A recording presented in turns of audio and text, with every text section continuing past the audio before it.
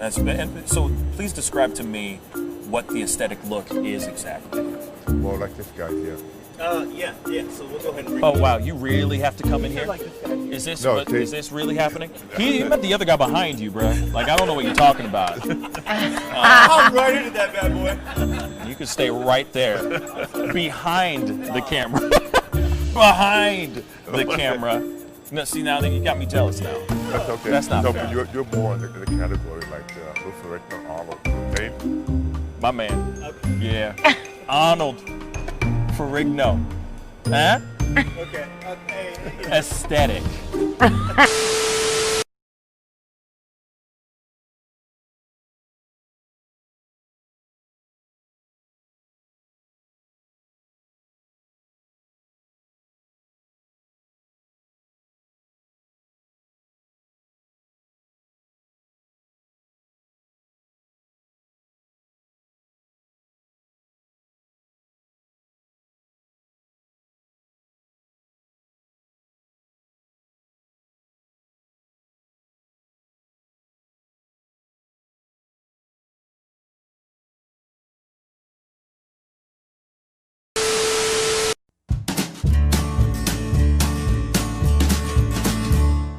That's great, partner.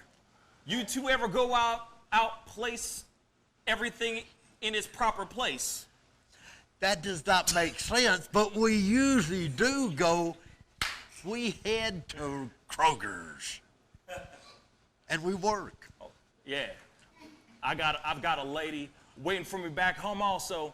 She has the most beautiful scrotum.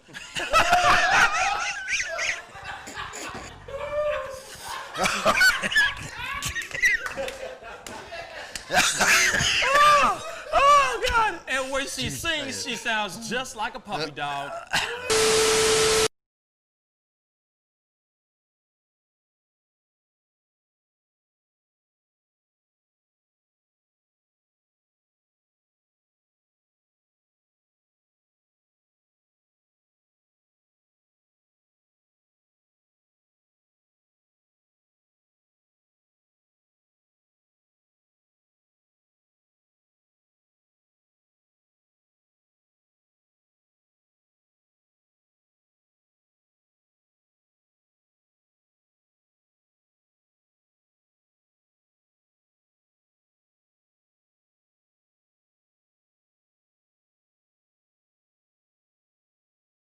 How do you nail a photo? Just gotta get in the mode. You gotta talk with your eyes. Talk with your eyes. Talk with your eyes. You Okay, gotta so have the eyes can first. you show me a little bit of something, like to this camera? I would love to know how to do this. I just want to know. Well, How I do you do mean, it? Teach the me smile, something. You can get the sexy eyes. Then you know you gotta get the smile going on some shoes. But you know, Wait, hold up. you got. I gotta when try it's this time, with when, you. it, when it's Hold time on. to laugh, I gotta try you this gotta with think you. of something funny and start laughing. Do it again. Do it again. How do you do it? Teach me. Sexy eyes. The sexy eye. This is sexy eyes right here. Smizing? Smile. So you're smizing. Smile. Okay. And then you gotta get the. No, I look like I need to take a poop or something.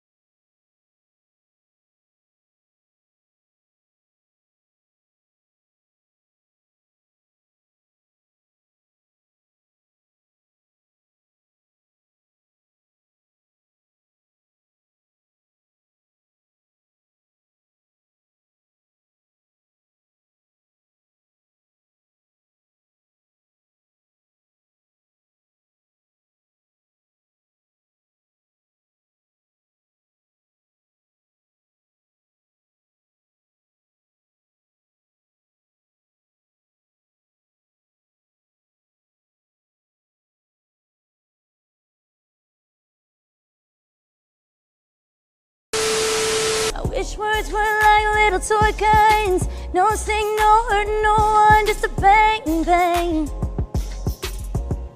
Right? Is that it? Yeah, it's something like that. Just a bang, Toy bang, guns. rolling off your tongue. Toy guns. It's no smoke, no Bang, bang. bullets. Water guns. All right.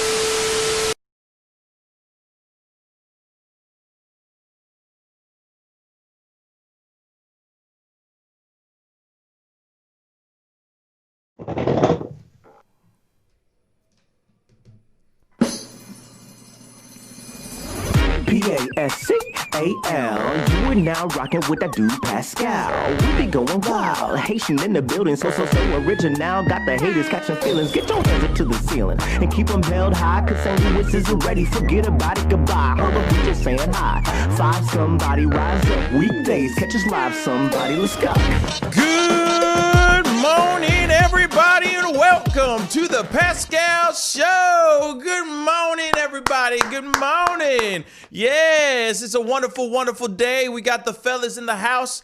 We got a good show for you guys. There's a lot to talk about today, okay? A whole lot. I'm going to try to angle this camera down a little bit more because it always seems to go rogue on me when I start setting up for the show. But anyway, we got a great show for you guys. There's a lot going on today. There's a lot to talk about. A lot of things have been kind of brought up, been exposed, if you will. And it should be a very interesting show today. A lot of racism, a lot of ridiculousness, and a whole lot of laughs, hopefully, because of one thing right here. Jack is moonlighting as Freddie Mercury in a new Queen's tribute band. So have you found somebody to love? Have you found somebody to love? Myself. Oh, dear God. All you got is self. Like, the only thing you got is loving yourself. I just look in the Ain't mirror. nothing wrong with that. You know? Wait a second. So why don't you explain, please, why don't you explain to everybody what the hell happened? What's going on? You know what I mean? With this Tom Selleck mustache. Hair grows and hair gets shaved, and sometimes you run out of hot water. So then he stopped shaving, and Facts. you know, I get distracted, and then now it's been a day. And so I asked my wife yesterday if it's growing on her at all, and she just kind of laughed. So it's hard. It's hard to take you seriously. And I think like if I was married to you, I'd be too busy laughing the entire time. yeah. You know what I'm saying? I don't know what I think about it. So it's definitely not sticking around. So you're graced currently with its presence. Yes, it's like I said, it is a full on 70s porn stash. Like you literally have like this. Do you know how much people are feeling, like how they're feeling about this? We already have a dislike. That's how much people hate this mustache. People hate this mustache so much that it's already gotten a dislike. Damn. Well, if they donate $5,000 today, I'll shave it on air. Wow. Dry shave too. I won't even use any like lotion or anything like shaving cream or anything. That's like high school. That makes me think of high school. You know what I'm saying? I'll do that for you. Oh, for $5,000, shoot. That's right. While you Then do Pascal that, only has to shave just his mustache. that would be terrible. That would be terrible. Do you know the last time I saw like no hair on my upper lip? I don't think I remember. I think it was just when before puberty. I've always had hair like around here. I've never had this whole thing shaved off ever. I mean, I've always had a goatee or a beard. I've always had variations, but I've never had just a mustache or nothing at all, like clean shaven. I can't do it. When you got nothing up top, you gotta rock with whatever you got down below. You feel me? Yeah, that's what my wife said. I'm kind of losing hair in the back, kind of getting that bald spot. She goes, I think you're trying to compensate for other places that won't grow hair. So it's okay, man. Here I am. See, here's the thing. You're married. You know what I mean? You got them kids. You don't have to impress nobody anymore. You know what I'm saying? Now it's just like Just my wife. well, that too. You still got to keep her entertained. But that's entertainment right there. You see what I'm saying? You're keeping her entertained. You know what I'm saying? Be sure to give us some likes, man. Get these likes up for this mustache. You know what I mean? Somebody to. You know what I mean? Come on, you got to love. That's what I got. I'm the bad. Scaramouche. You know what I mean? Scaramucci. Can you do the fandango? No?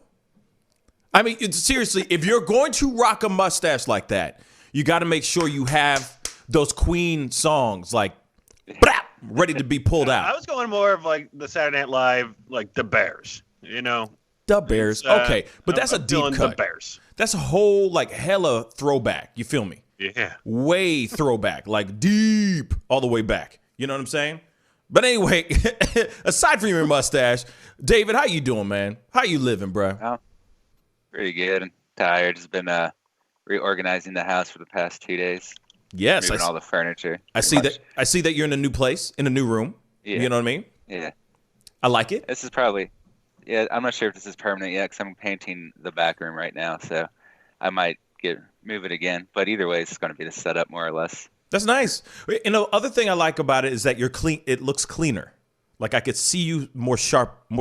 I don't know what it was about that your room, your bedroom. I think the depth perception. Maybe it is. Yeah. I don't know, but we could see you now, like full on in all its glory. Like it's funny because I thought your hair was a little bit more blonde, but apparently it's a lot more red than I thought. I think it's just there you video. go. It is more blonde in real life. I think it's just the light reflecting through it. Yeah, but still, it looks good. It looks good. You know what I'm saying? Yeah. Mighty beard. This is the weirdest variation of mustache beard variations I've ever seen. You know what I'm saying?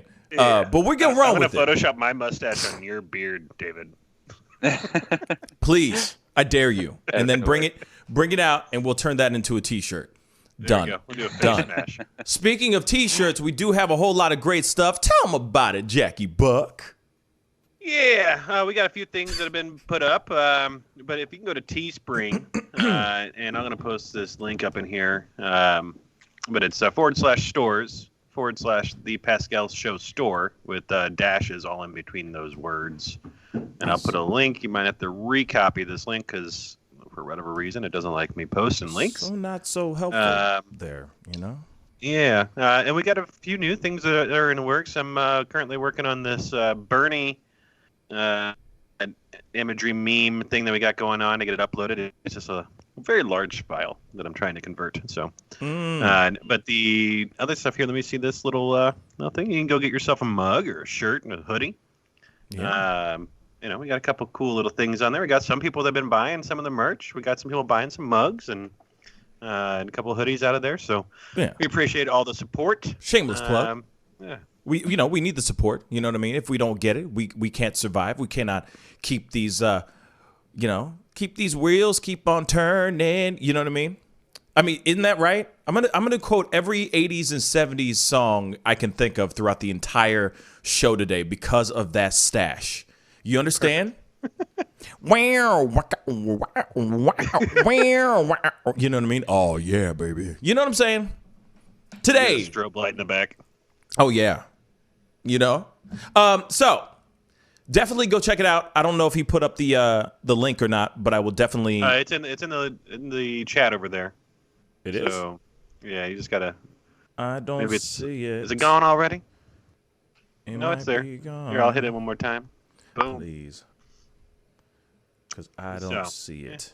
But whenever it gets here, because I really don't see it. Unless there's some lag here. You see it? Oh, there it is. Oh, he did it. It's hidden right now, but I can't show it because he's a video owner and I'm not. Here, I'm just so it would have to be one of you two that click show on his message for it to actually pop up. Oh, why am I banned from posting links? That's weird.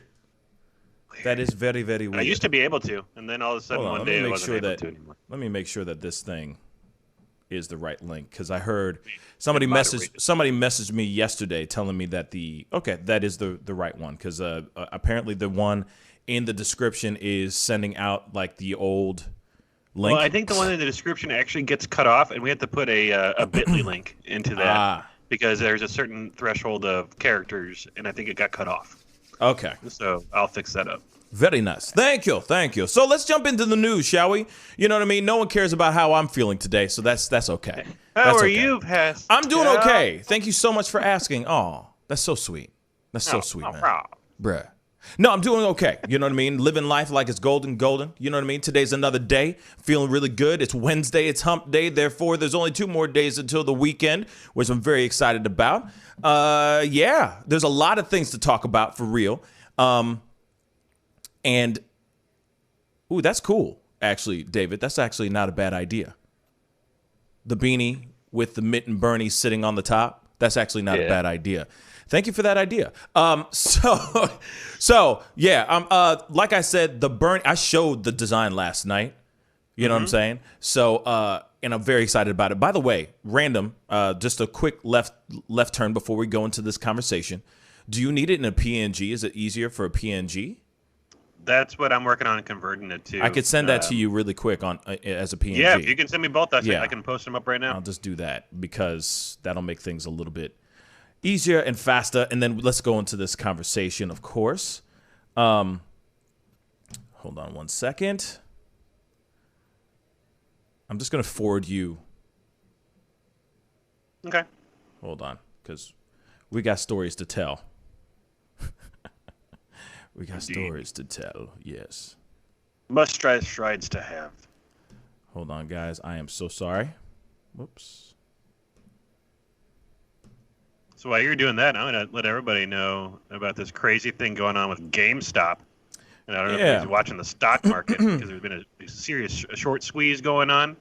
And GameStop, which was near people thinking going out of business, and it got 2 new board members that had ended up buying a huge amount of shares, and then people started promoting it, and it went from like a $20 stock, and now it's worth over like around $300 a share. And these short sellers lost like $2.6 billion, and they had to get bailed out from another hedge fund. It's like huge news in the stock world. Like this never happened like this, like to this extent. Interesting. So yeah, the guy from The Big Short, or the one where we lost him. He's deep in thought, though. You see that? Do you see how deep in thought he is in? We lost him. I don't know what happened here. But well, I know that so earlier in the year, GameStop ended up hiring Regis Fils-Aime, who ran Nintendo of America, to try and turn around their stores because they were losing some profit. But as soon as he got in, COVID broke, and they had to close a lot of the stores up, so he resigned. We're not even sure who's in charge of it right now. Yeah, that is very interesting. Because I don't know why that even happened. Actually, you know what I'm going to do? I'm going to remove him from the call, and maybe he'll jump back on. Hopefully his computer didn't just die on him and everything. So, you know, the thing is that is a very weird story. I've never heard anything. I thought GameStop was doing just fine. From what I understand, they've been taking a hit lately because they get most of their money from reselling games from people. But pretty much every system now allows you to buy digital games, and a lot of people do that. So I think GameStop's been losing money because of that, since people can't resell the games they buy strictly online. Yeah. Yeah. It's just so weird. So weird to me. Definitely weird to me. But that's news for you with GameStop. I was hoping to hear the rest of the story, but of course, you know, he had the full story there. What we're going to do is we got to go and talk about this next story, which is important, very important, and also some breaking news as well. This has to do with Representative Marjorie Greene. Marjorie Taylor Greene. Now, if you don't know who Marjorie Taylor Greene is, well, she's the woman who last week filed articles of impeachment towards President Joe Biden. I'm still getting used to saying Joe Biden instead of Pence or Trump or anything. Anyway, what's funny is that she presented these articles of impeachment just a day after he was inaugurated, right? Saying that he did some illegal acts during the time that he was vice president, which was years ago. Now he is president. He needs to be impeached, right? Well, there has been some new interesting developing information about this said woman. We've been hearing stories about her being involved with QAnon, just her own conspiracy theories and being a supporter of QAnon. And we find out that in her social media or on her social media, they have found her saying things, saying very, what's the word? Very inflammatory things about certain elected officials throughout the years. Okay. So she goes on and of course, she's obviously a QAnon supporting GOP rep. She blames her social media team because of her account liking posts about executing Pelosi and hanging Obama in 2018 and in 2019. So now she's turning around and saying, oh, no, it's everybody else who did it. It's my team who did that, not me. So Representative Marjorie Taylor Greene, a supporter of the QAnon conspiracy theories, has blamed her social media team after it was discovered her Twitter account liked posts calling for the deaths of prominent Democrats. This is true. She is literally turning to her media team and saying that it's their fault, not hers. We're going to continue here. Greene's account showed support for executing Speaker of the House Nancy Pelosi, other prominent Democratic politicians in the years before she was elected into Congress.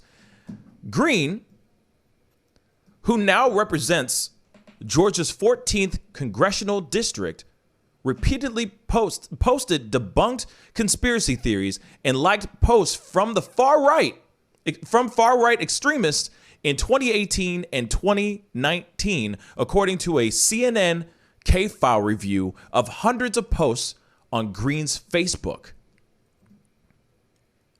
Hundreds of posts, by the way. This is hundreds of posts. You're telling me all of them are from her media team? I don't know. She, excuse me.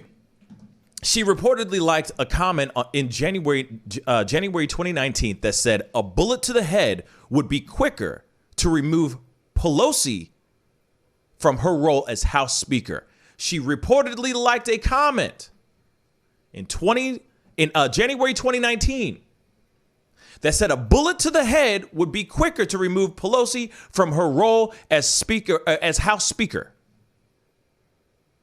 Greene also appeared to like comments that mentioned executing FBI agents because they were part of the deep state that was working against Trump. But on Tuesday, Greene blasted CNN's revelations as a quote-unquote hit job and insisted teams of unnamed social media managers were to blame for those posts. Yeah. So she went on to write on Twitter.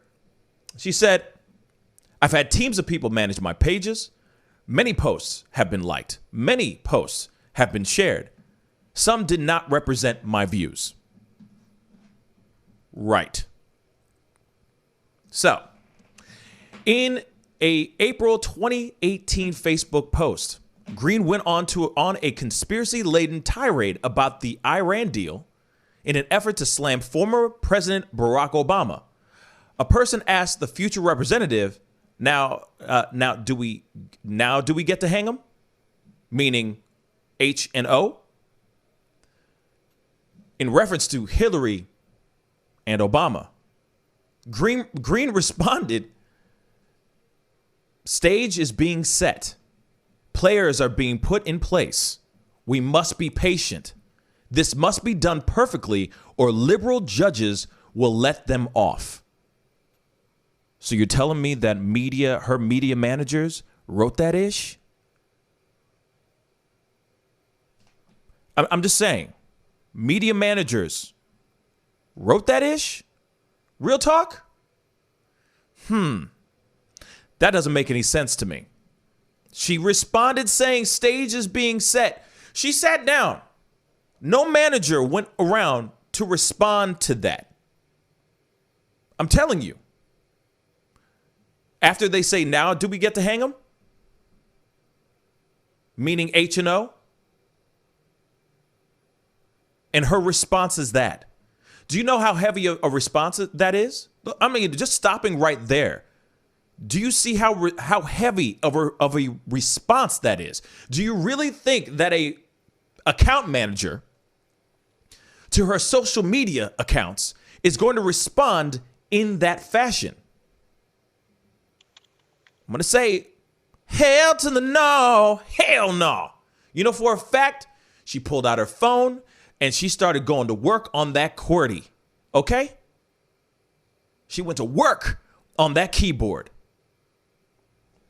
Now, continuing, Greene has faced incoming increased calls to resign from the House for her part in helping incite rioters who descended on the Capitol earlier this month. She, like a select handful of extreme Trump loyalists, asserted that he would remain president, promoting more conspiracies about voter election fraud.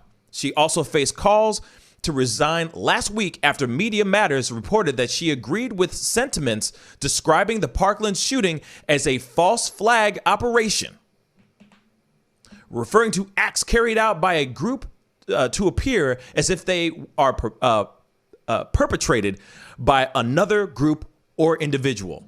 So this woman is sitting here going like, and here's some of it right here. It's called a payoff to keep his mouth shut since it was a false flag planned shooting. Exactly. That's her responding to somebody, responding to this person. I'm just saying. Even more. Kick back for going along with the evil plan. You know it's not for doing a good job. My thoughts exactly. Paid to do what he did, and keep his mouth shut. So, real quick, you know what I mean? Just looking at this article, looking at all the things that have been going on, let's not forget the whole her wearing stuff like Stop the Steal and all that stuff. You're trying to tell me that her account, her full-on account, was being everything that she had on that account was being responded to by, posted by, all that stuff by somebody that is not her, by her own account manager. I think not. I'm going to sit here and say that this thing is a bunch of horse-ish. Real talk. There's no reason for her to sit here and say to everybody, oh, yeah, this whole thing is a whole big lie. You know, I didn't do that. Everything that you guys are trying to say, trying to incriminate me, trying to throw me under the bus. No, it was one of my assistants. They did that stuff. It wasn't me. Yet this is your account. You're telling me that you don't see what's going on your own social media platforms at all? So you just let somebody go willy-nilly into your stuff and respond in the way that, well, most of the time, if they're going to be responding for you, they're responding in your fashion. They're responding in your voice. So you're telling me that you're not seeing that these people, if there's somebody working for them, that they're not going in and going, oh, yeah. They're not speaking on your behalf? And then you're not seeing those things? You're not seeing the alerts on your phone? That just doesn't make any sense to me. You are full on lying right now. It's complete BS. And don't get me wrong. Here it is. Articles of impeachment. I don't give a damn about that stuff. If you want to try to impeach Biden, go on. I don't care. I really don't. But when you are somebody who's involved with inciting violence, inciting murder, and assassination of elected officials, I got a problem with that.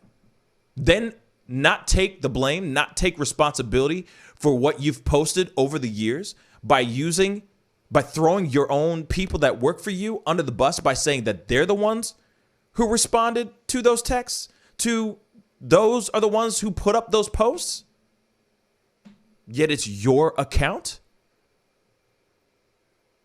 Either you have really bad managerial skills, or you are a bold-faced liar. David, what are your thoughts?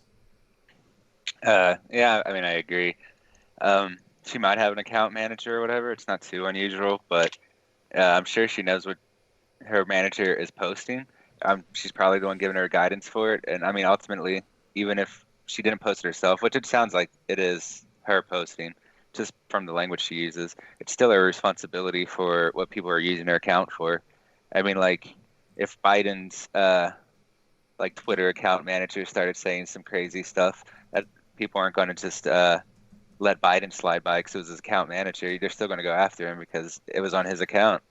So she's the one responsible for her account. She most likely posted it herself, but even if it was an account manager, she's still responsible for it. And she should be aware of everything she's posting, especially something that severe. I don't see an account manager posting something like that on behalf of their employer without some sort of guidance, because that's not their job. They're supposed to say what their employer wants them to say.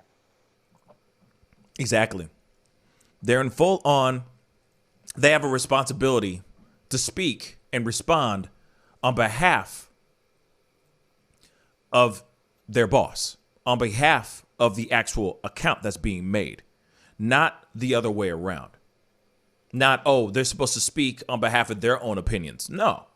Sometimes, a lot of times, you got people sitting there going, hey, hey, Samantha, I want you to respond like this. Say this for me. And they just literally write it down. They write it down and then they press send. So even if it's being controlled by a manager, by an account manager, by her media team, trust me, they wouldn't be responding that way. At all. At least I would think.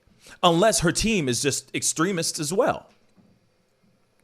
Which I think they would be too, actually, if you really think about it. Why would she hire a bunch of liberals? Let's just say. She's obviously going to have a team that believes in the things that she believes in as well, right? But I don't see them going onto her social media and just making stuff up, acting like they are her and responding in a way. You're telling me that she doesn't watch her social medias? That doesn't make any sense. And I get that she's busy doing other things, but at the same time, this is very incriminating stuff. This is very idiotic, stupid stuff.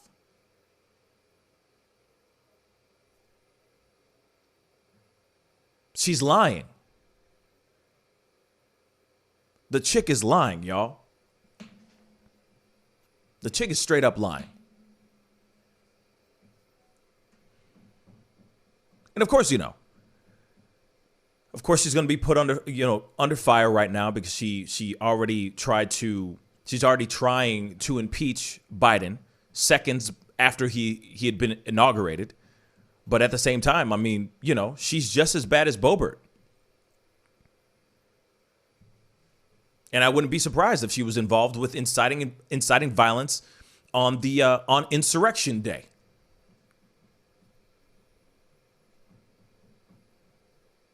These are the kind of people that need to get weeded out, in my personal opinion. These people need to get weeded out with the quickness. And hopefully this turns out to be something different. You know what I mean?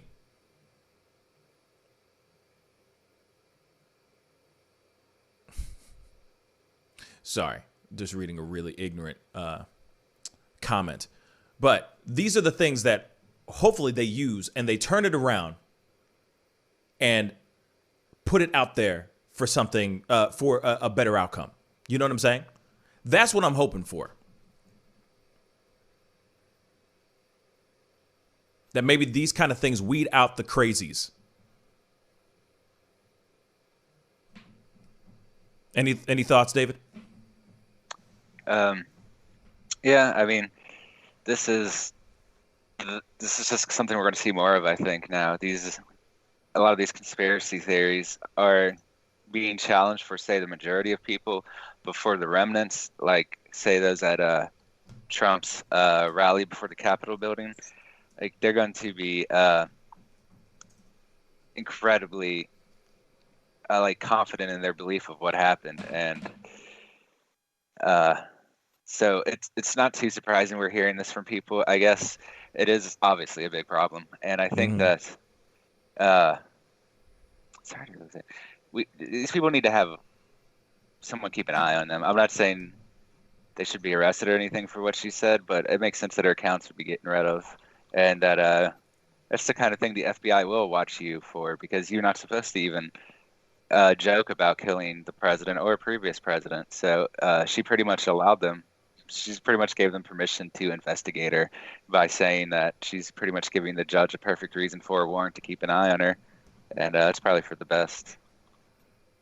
I mean, this is exactly what she wanted. You know what I mean? This is exactly what she made this bed. You know what I'm saying? She made this bed. It's time for her to lie in it. Her and Boebert. Or Boo Boo the Foo, as Rebecca just said. Boo Boo the Foo. So I think that we're going to have to wait and see what happens here in the near future with what's going on. I mean, the thing is more and more information is going to come out. And, you know, I feel like in a way, and I know this could backfire on many, many people, on many public figures, celebrities, etc. But I feel like any person that wants to go into a place of power, become an elected official, representative, a senator, whatever, you name it, whatever it might be, I really do feel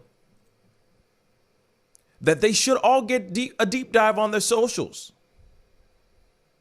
That they should be looked at. You know, like they do, I'm sure they do crazy background checks on any person that wants to run for any serious position, right? They got to. I mean, that's for any job that you go for, right? That's for any job that you go and try to get, right? You go out there and they do their due diligence to make sure you ain't a criminal, number one, and two, you know, that you're right for the job. Why aren't they doing that? It seems like they don't do it until after the fact. You know what I'm saying? I feel like it's after the fact that you see all these stories of, oh, we just found out that she's been, you know, inciting all these kinds of violence on such and saying to hang such and such and assassinate such and such. And it's like, you didn't look this stuff up before? And now you're seeing it now? Shouldn't these elected officials who have responsibilities for the general public, shouldn't they be looked at and watched under a very, very finite microscope or magnifying glass, whatever you want to call it? Shouldn't they be looked at in a way? Because every single thing that they do represents them, or they are a role model for the rest of the country to go by. And when you have an official who's sitting there going, yeah, let's hang him. Oh, just you wait. Things are happening. Things are about to go down. Wouldn't you? You know what I'm saying? Wouldn't you already start doing a deep dive instantly? Go ahead, David. I'm sorry. I'm just saying, like, especially now with after January 6th, that people like that are going to need a lot more scrutiny, because before they might have been ignored because nothing major had happened yet. Kind of like you said, it's one of the things they look at after the fact. And I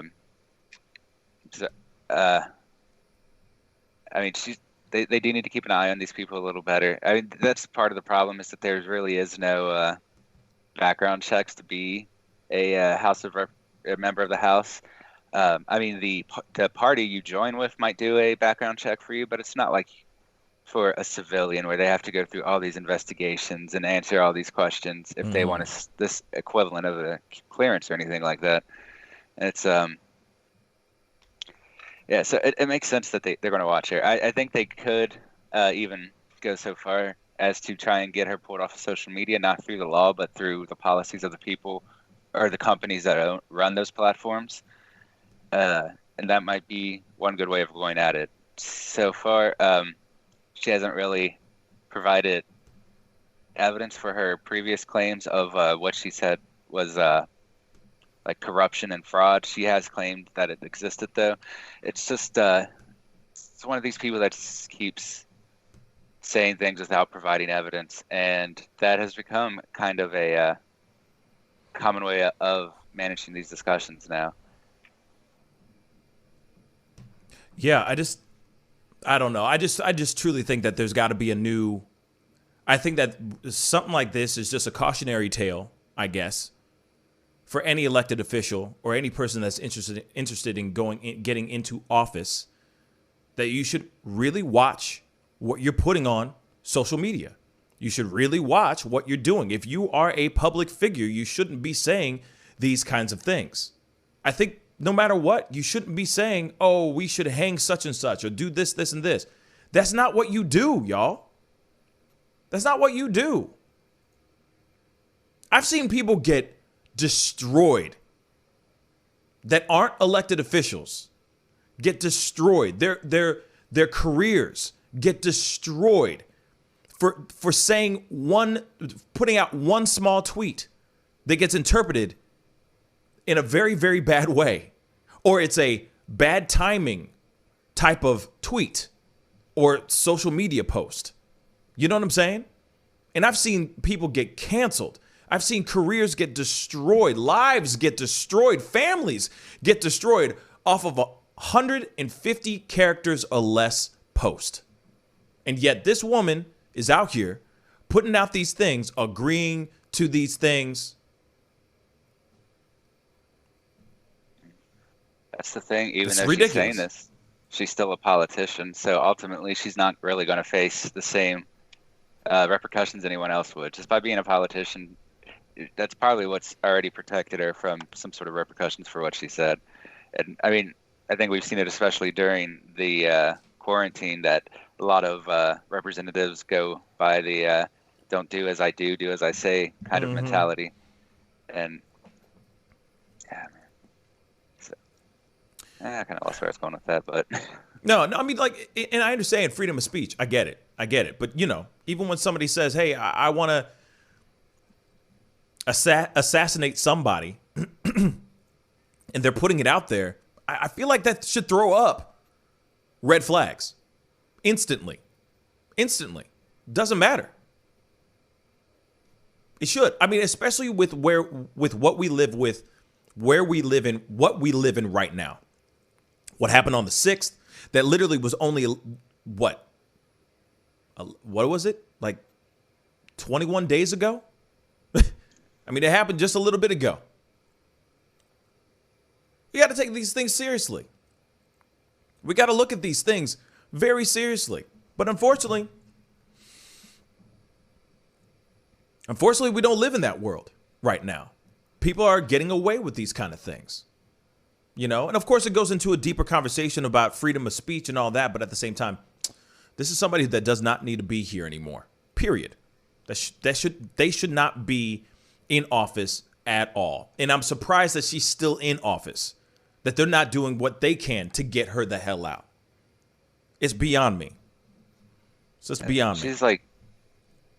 She's one of the cases to me that makes a perfect example of why there needs to be like the equivalent, like background checks for politicians the way you do it for, say, the FBI or NSA, because they really don't get that. They'll get their clearance even without a lot of problems, and that's a big part of the background checks is getting your clearance. So that they're kind of skipping that huge step right there, and they're not really going through the same process as everyone else. That's why you see a lot of these politicians accidentally leaking secrets they're not supposed to, or doing other things that would get somebody a $200,000 fine or 10 years in prison, but because they're a politician, they kind of get away with it.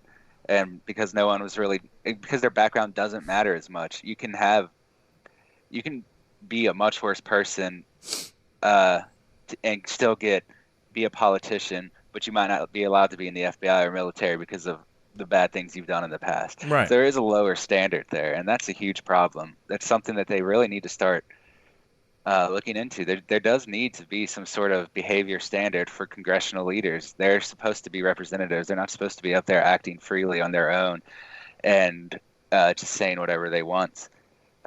So I think that's a big reason that there's not much trust in Congress right now, because there really isn't a process of going through the representatives other than when the party decides to support them. And so ultimately a lot of people are represented by people they don't like that were just there because they had the right political party when on their checklists. And that's really all it is.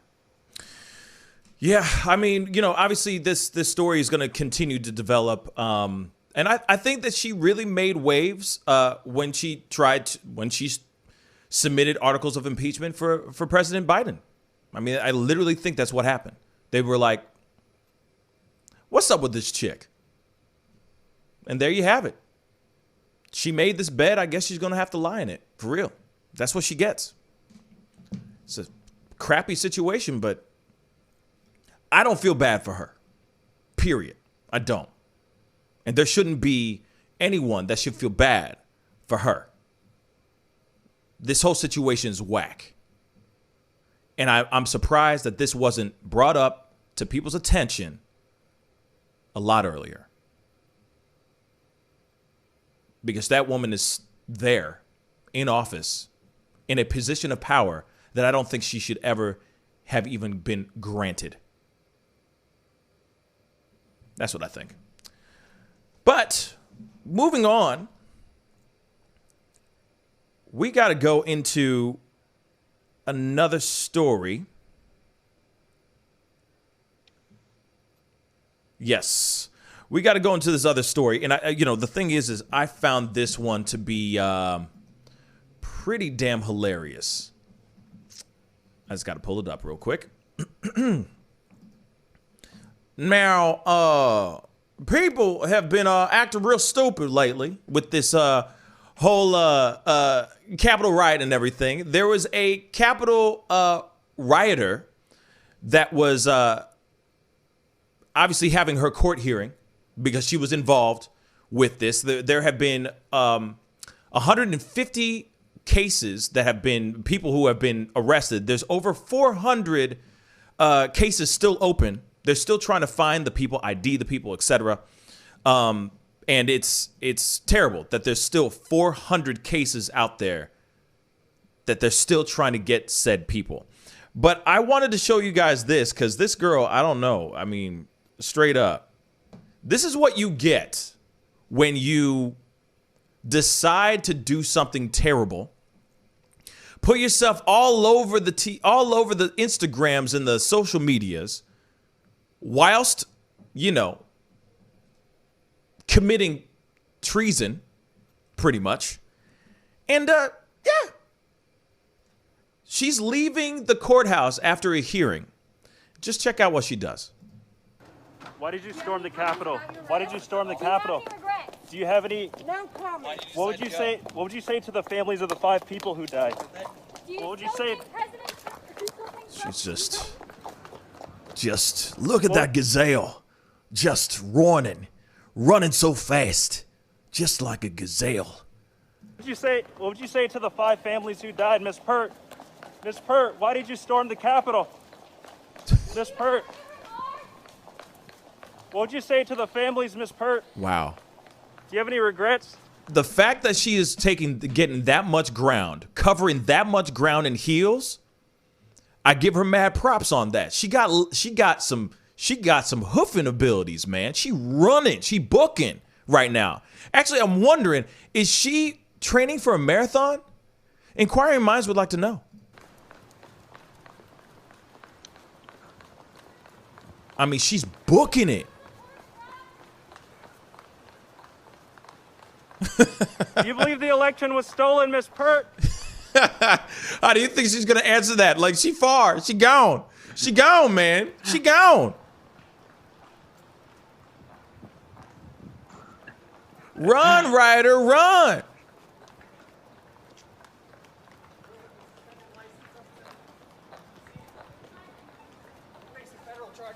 What would you say? And then another to the families dude. of the 5 people who died? And then comes the other dude. He's like, I got to catch up with her, bruh.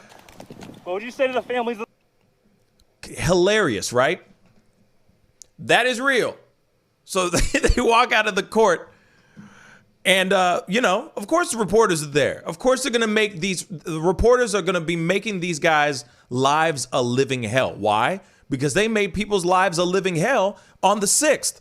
They get what they deserve, period. But the most hilarious thing is how she gets out and just starts booking it. Starts booking it. And the other thing is she's covering her face, right? Ain't it too late? Because everybody knows who, well, I mean, I don't personally know who that is, but they already caught her. They pretty much already know who that person is because she was probably posting things all up on, you know what I mean? All up in the videos. You know what I mean? Like Suge Knight, you know what I mean? All up in the videos. So they already know who the hell that person is. Why book it? They're just going to get in their cars and pull up to her crib, knock on the door and go, tell us what it was like doing to commit terrorism on American soil. That's exactly what's going to happen. Oh, but that anklet bracelet was not coming off. She had that ankle bracelet and everything, not coming off. But also, she got some strong ankles. I'm telling you, running in heels. I mean, I ain't never tried it, but I'm just saying, I can only imagine how hard that is, man. How hard that is. What are you gonna say, That's what Devin? impresses me most is that she's running while in the hills. I know that's not even the point of the video, but it's very impressive to me. It reminds me of Jurassic World with the one lady that's running from the T-Rex in her hills the whole time and stuff. What's her name? Bryce Howard. Bryce Howard. And you're sitting there going, how are you able to run through the jungle being chased after a T-Rex and cover that much ground in heels, y'all? How are you going to be able to do that? That's impossible. You're insane. I really got to practice by running away from reporters. That girl jumped. She hopped off a small mini flight of stairs, you know what I'm saying? And then just started booking it. Real talk. I was expecting her to start like doing backflips and like crawling up walls and stuff like, you know what I'm saying? Damn. It's crazy. Anyway, that's just the craziest thing.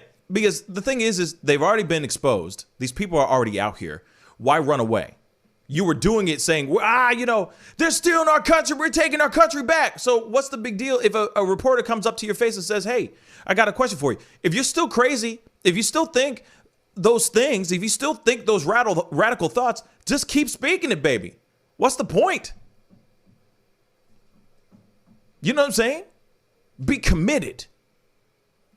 100% committed. You feel me? Not, stop and leave me alone. Just say it.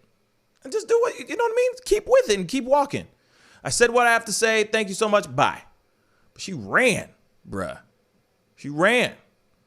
I wonder if she was like a hurdler. You know what I'm saying? Because I'm serious.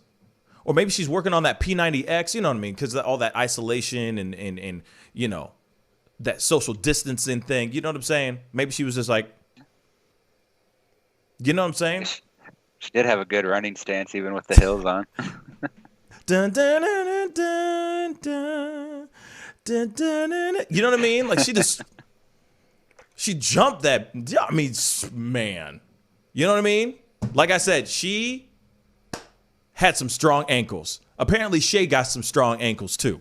And she said, I've run in heels. I don't know who you're running from, but man, I commend any woman who can run in heels now.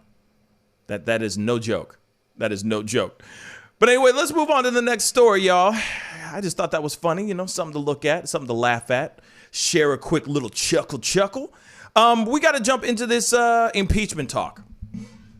Apparently, people are saying that, I guess people are saying that this impeachment trial is about to be basically DOA, that is dead on arrival. Let's talk about this, man. David's got the story. What's good, man? All right, so it was just yesterday that Congress ended up, or the Senate rather, ended up meeting together to decide on whether or not it's constitutional to have Trump impeached after he has left office. And it ended up being 45 Republicans voted no, but I think it was 4 Republicans and 50 Democrats voted yes, that it would be constitutional to impeach Trump. However, the issue with that largely is that even though they had 55 people voting that Trump can be impeached, they actually will need 66 votes from the Senate, because you still need the 2/3 majority to pass the House's article of impeachment. Because the House is the one that triggers the beginning of the impeachment. It's their power, but the Senate is involved in the final stage of actually ordering the president to move, and that requires a majority vote of 2/3, which is generally common. That's what we've seen in the past with like filibusters and Supreme Court justices, but they have been getting rid of that, and that's why we kind of have some of these issues with Supreme Court justices being pushed in so quickly and things like that. But on top of that, just switched on me. Okay, so Rand Paul was the one that actually headed the vote as far as the Republicans were concerned, and he said this specifically that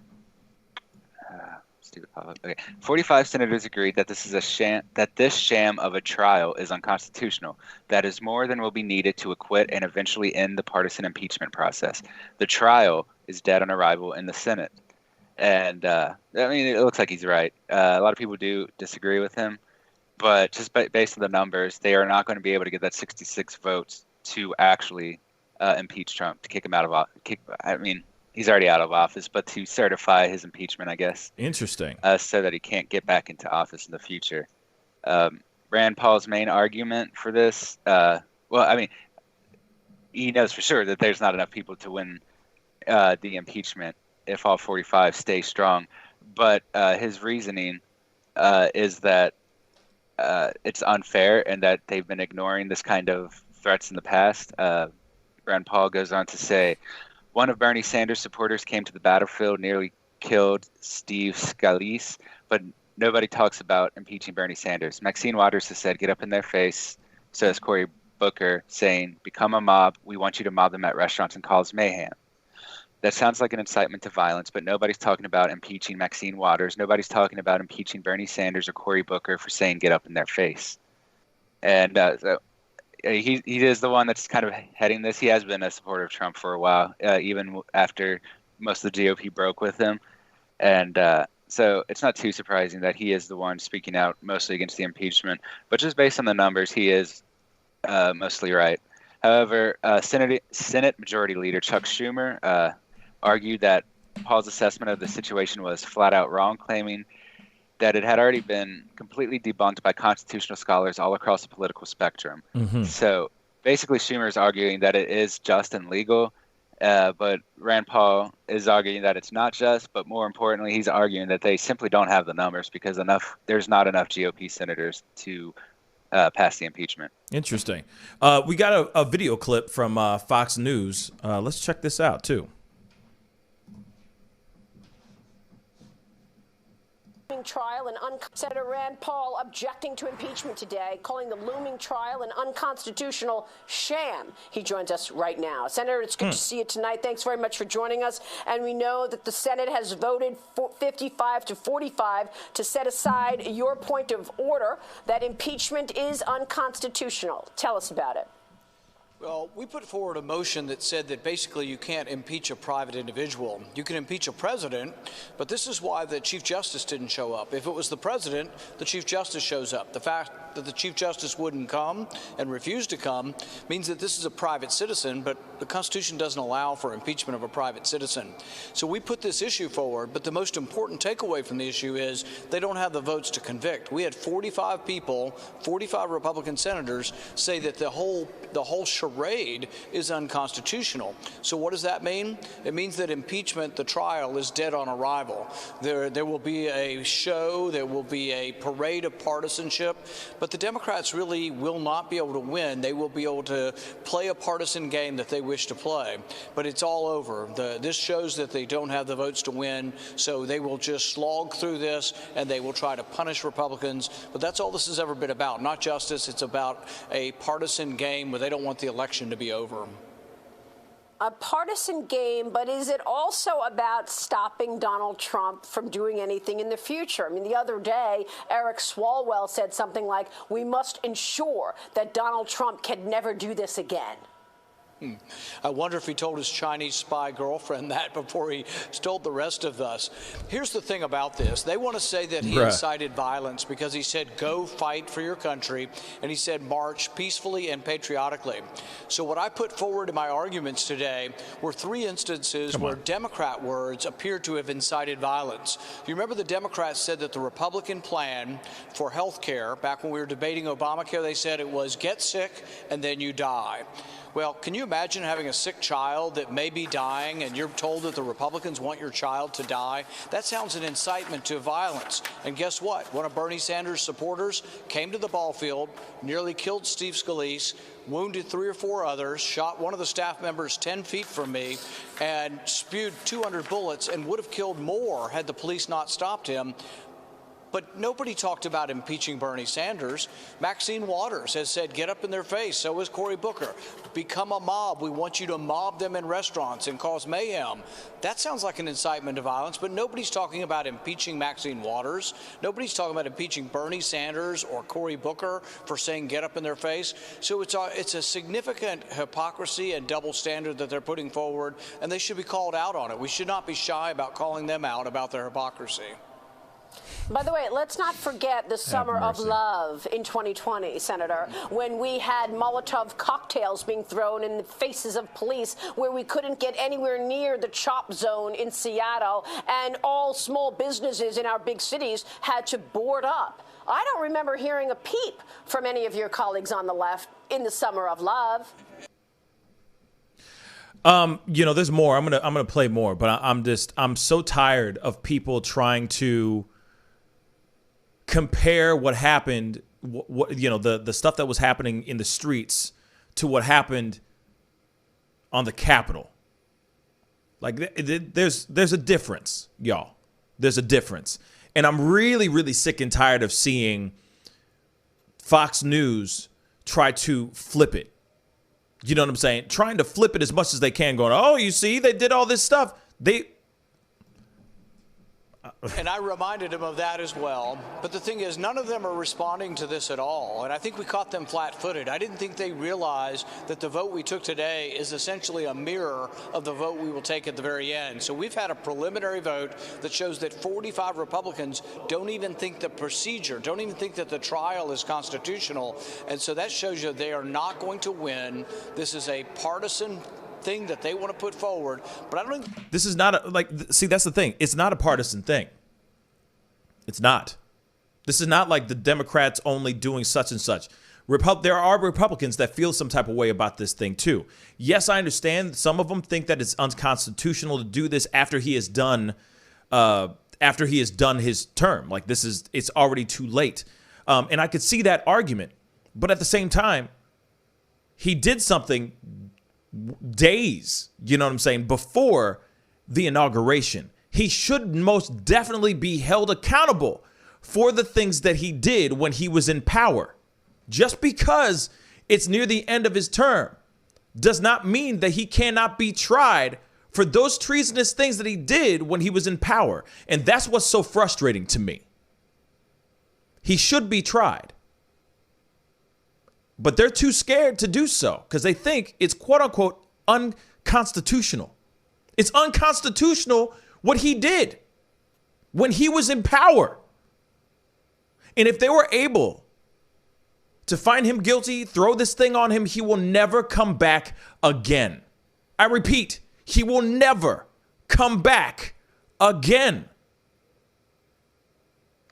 But they're trying to find any excuse under the sun to be like, oh, it's unconstitutional, and therefore blah, blah, blah. No, man. No. What was done was wrong. What was done was more unconstitutional than this second impeachment trial that he's facing right now. And that's what's so frustrating about this. They're trying to defend him in the name of Republicans, not in the name of what's right and what's wrong. And that's what's frustrating. I think it is even good for them. The President Biden says he wants to show unifying. He wants to unify the country, and yet what he's putting forward is one of the most divisive, partisan, rancorous, bitterest things that you could possibly do. And if Biden had been a statesman, he could have stepped up a week or two ago and said, you know, I think, he's being published by public opinion, former President Trump, and I think we should not do the impeachment. It won't be good for the country. You know what? Biden's numbers would have shot up 20 points, and people would say, oh, my goodness, for once somebody that can rise against partisanship. But Biden didn't show the strength of character to do that. Wait. I'm sorry. Okay, that is a lie. How is this him being, bipartisan? How is that him being that? He's doing exactly what he feels is right. Regardless if he was Republican or Democrat, what happened was wrong. And there's a lot of people that feel that way, including myself, including everybody in this show, most people that are in this chat.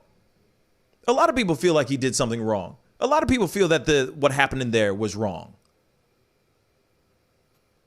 The insurrection was wrong. That it was treasonous. That it was insurrection.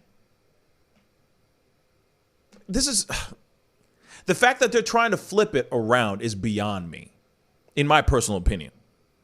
It's beyond me. It doesn't make any bloody sense.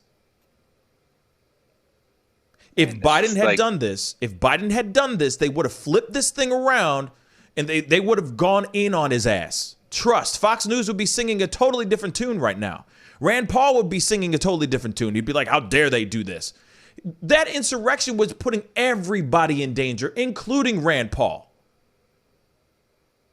Including his ass. And now he's sitting here going, oh, no. What Biden's doing is wrong. How dare he do this thing? Bruh, people were in harm's way.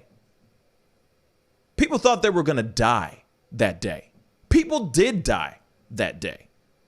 And you're trying to justify this thing? And trying to throw Biden under the bus? By the way, the decision to go further into this impeachment trial happened before he was inaugurated. Before. I want to put that into your brains real quick, everybody. Happened before. So the decision was already made. He gets inaugurated and he's like, well, it's already happening and what he's done is wrong. So yeah, impeach that ass. Let's bring him into trial. And then they'll make the decision. But I don't think it's a sham. David, what were you going to say? Yeah, I agree with you. I just wanted to touch on that this is pretty much a standard political tactic of trying to take one incident and claim equivalency to another. And ultimately, it does work in a lot of cases. Like in this case, I think it does partially work because people are talking about those other incidents instead of focusing on the fact that those incidents aren't part of the discussion at the moment. So that's a way. It's not just Republicans, but you see everyone do it where, say they will equate this on January 6th to say just BLM or something, because that's what Rand Paul has done. So I'll just use that as an example. And what this ultimately does is get people to talk about BLM and how it's not equivalent to the insurrection on the 6th. But well, what it does is fundamentally it gets people to talk about it, and so they start having both of them in their head, and ultimately it diverts the conversation to a previous topic and not the one you're talking about now. Mm-hmm. And I think it's always one of those. This form of equivalency is always very anti-intellectual. Like, it doesn't matter what bad things another party has done when you're talking about the trial of this person and what bad things they've done. Whatever bad they've done has nothing to do with the bad stuff other people have done. And so you have to treat each case on its own. This is how we do it in real life. But, in politics, the discussion kind of tries to divert you from that. So you don't really think about the problem.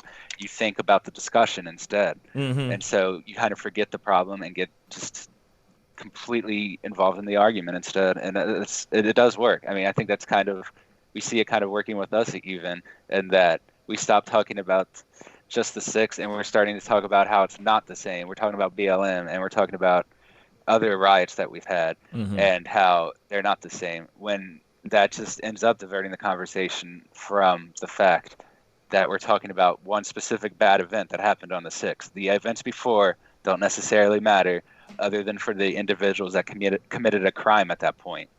And so, we see this all the time, and it is just a diversion. When they try to compare one incident to another as being right or wrong, you should just ignore that, because you're supposed to take each incident on its own, whether it's right or wrong, and judge it based on that. It doesn't matter if people in the past have gotten away with bad things. You still should punish the people now when you have the opportunity that are doing bad things. And this kind of seems to be the argument that they have, is that people did bad things in the past and didn't get punished, which is wrong, so we should do the same thing. No, you should start meting out justice equally and fairly, and it shouldn't really matter what parties are involved, or that's pretty much it, I guess. But yeah, so we see with this that this whole argument to me is a misdirection from the 6th, and it's not unusual, especially with Rand Paul, but you see it in any politicians. And ultimately what we need to do in these situations is focus on the people that committed the crime, and if they should be charged for that crime. We shouldn't focus on a different crime. See, if he wants to talk about charging Maxine Waters, that's perfectly legitimate, I guess. You can bring it up yourself. It doesn't necessarily mean you can't talk about what Trump did at the same time, because they're not going to be heard at the same time. So, yes, get Trump. Whoever breaks the rules now should be punished. And if you think the people did it in the past and got away with it, well, they haven't been tried yet, so you can still try them. It's not double jeopardy. You can go ahead and start going backwards once you start seeing some form of justice being meted out against politicians. Yeah. But his viewpoint seems to be that, hey, someone got away with it in the past, so screw it, we can do whatever we want now. Yeah. It's not the way it works. Right. I mean, let's finish this thing real quick. He went along with the left-wing radicals, and he's going to go along with the impeachment, but it's a farce, and it's not constitutional, and it shows the double standard, because Democrats have had much hateful speech, much more specifically inciting violence, and nobody said a peep about it. And is he standing by and allowing this blacklisting to continue and allowing this crushing of free speech and these X's on Trump associates' backs? You've got Democrat Stephanie Murphy right now pushing legislation to ban anybody who participated in Stop the Steal and anybody who pushed back on the irregularities in the election 2020 from holding a security clearance or joining the military. We have to be very careful about when they start talking about domestic terrorism. The last time we did this was the Patriot Act, and they said, oh, we're only going to spy on foreigners. But it turns out they were spying on every American. They were cataloging every American's phone calls. So now when they say domestic terrorists, you have to realize, see, I've been willing to say there was fraud in the election. I don't know if it was enough fraud, because I don't think we did enough investigation as to whether it would have overturned the election. I'm agnostic. But we should investigate it. We should want to know. And so I plan on going to 35, 40 state legislatures and trying to get them to fix their laws. But is that now something that I'm not allowed to say, and that I will be wanted by authorities or by the domestic terrorism police? Because I might say, oh my goodness, I think somebody might have stole the election. I think there might have been fraud. So is it not okay to have an opinion in our country anymore? This started with the global warming extremists. Now it's gone to election fraud. What is the next subject where you're not allowed to have an opinion that contradicts the liberals? Okay, I'm done. I'm done with this video, but I just wanted to hear that last thought. And I get what he's trying to say there. I do get that part. He poses a good argument there. But at the same time, and I understand, like, things could go and get extreme, meaning along the lines of, oh, as soon as somebody says, hey, there's election fraud, all of a sudden they're considered a domestic terrorist. I do understand that piece a little bit, but I feel like there's more to it than just somebody saying, I do believe that there was election fraud. I think that there's more to the scenario. Like, look at Marjorie Taylor Greene, for example, Representative Greene, right? We talked about her. She definitely was going, stop the steal. Election fraud is real. We deserve to get our country back. But then she went on even further on hanging elected officials, shooting people in the head, so on and so forth. There is more to it than just her saying, I do believe that there was election fraud. Now, if she was just saying that's just tip of the iceberg type stuff. Just saying, hey, here are my beliefs. This is what it is. But when you take it to the extreme, you should be investigated. I truly do believe that. I think any person that was sitting there doing those kind of things, yes, right now, people are super paranoid. I do get the whole idea of freedom of speech. I'm totally with it. I'm totally with it, y'all. I'm totally with it. But when you start going even deeper, when you start saying, oh, hang them all, drag them out, when you start screaming, hang Mike Pence, when you are a part of QAnon conspiracy theory groups, or you are a self-proclaimed member of QAnon, you most definitely should be looking at that. You should be investigated. There are plenty of people that believe that there was election fraud going on. For sure. For sure. There's nothing wrong with that. Saying that piece. But when it goes further than that, you most definitely should be investigated without a shadow of a doubt. We got to go into a quick commercial break because we are way overdue for one. But we will be right back. We got to talk about Dr. Birx, I'm sorry, and her interview with Face the Nation. It is a very interesting clip that she talks about Trump and the charts that she never even touched that were made by Trump and his people that she never even okayed. It is very, very interesting. We got to check this out. We'll be right back. This is The Pascal Show. Bye. Love, peace, and wellness for the holidays. Don't cancel them. Prepare, STL. Decorate. Make it as normal as you can, but slow the spread of COVID. Wear a mask. Wash your hands. Watch your distance. Prepare, STL, helping St. Louisans of color prepare and prevail. But you see how he makes these S's in his body right here? That's where he's hanging on, and then he's moving forward with the locomotion of his ribs. That is classic Missouri rat snake right there. So I'm gonna go ahead and grab him before he gets into a hole. Now, these snakes are not biters. They won't bite as long as you don't squeeze them. If you just stop them like this, it'll freeze them, and then you just gently pull them back. As long as you don't squeeze them, they won't bite. Yo, Mike, what's up, man? Guy? Good to see you, man. Yeah, so Sugar Fire. Yeah. Fully open, right? Yeah, we're pretty much open. So you can't sit inside yet. Monday you can sit inside a little bit. We'll have 25% of the tables inside, and then we're letting it rip outside. So I know that there's a lot of people really concerned about staying safe and all that. No, so what are you guys doing in regards to that? Well, we have extra people to clean and rub everything down all the time. Everybody inside's wearing masks. And we have those little stickers on the ground so everyone can stay 6 feet apart. Right on. The tables are all spaced out, inside and outside. Sugar Fire, open in full effect right now. They're staying healthy, they're staying clean. Go get you a rack of ribs. Sugar Fire, open right now. Thanks.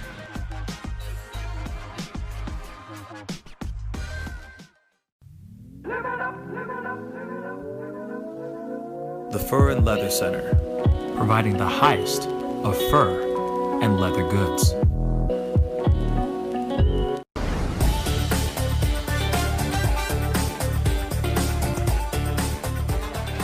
I'm sorry, I can't make this interview boring because this man is too exciting as a host. And I'm truly saying this, and if y'all can't do this, me and this man here is going to leave and go somewhere else where we can get some love. I want everyone in the building to say, I love Pascal on the count of 3. 1, 2, 3. Wow.